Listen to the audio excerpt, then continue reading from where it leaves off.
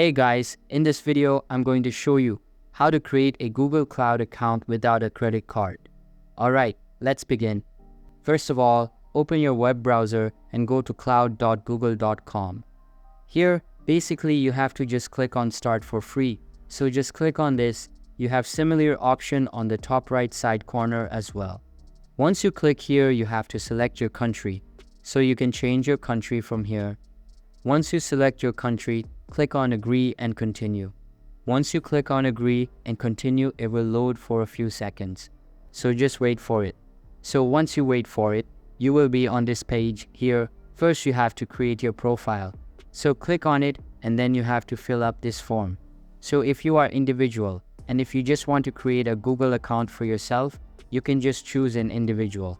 But if you want to create a business account, you can just select organization here. So here you have to fill your business details. After you have done that, now here you can add your payment method. So if you don't want to add credit or debit card, another option is that you can add here your Revolut number.